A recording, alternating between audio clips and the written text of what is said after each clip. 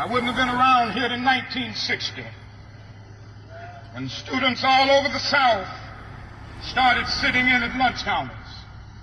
And I knew that as they were sitting in, they were really standing up for the best in the American dream, and taking the whole nation back to those great wells of democracy which were dug deep by the founding fathers in the Declaration of Independence and the Constitution. If I had sneezed, I wouldn't have been around here in 1961 when we decided to take a ride for freedom and ended segregation in interstate travel.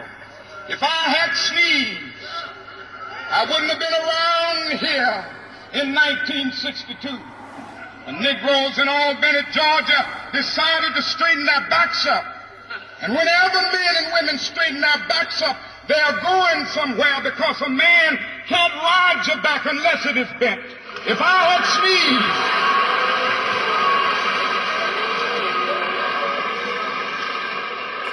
if I had sneezed, I wouldn't have been here in 1963. The black people of Birmingham, Alabama, aroused the conscience of this nation and brought into being the Civil Rights Bill. If I had sneezed, I wouldn't have had a chance later that year in August to try to tell America about a dream that I had had. If I had sneezed,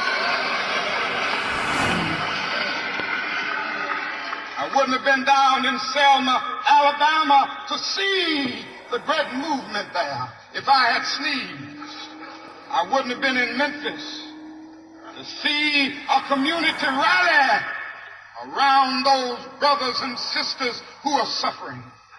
I'm so happy that I didn't sneeze. They were telling me, now it doesn't matter now. It really doesn't matter what happens now.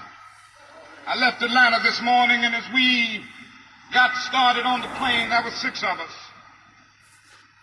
The pilot said over the public address system, "We are sorry for the delay, but we have Dr. Martin Luther King on the plane, and to be sure that all of the bags were checked, and to be sure that nothing would be wrong on the plane,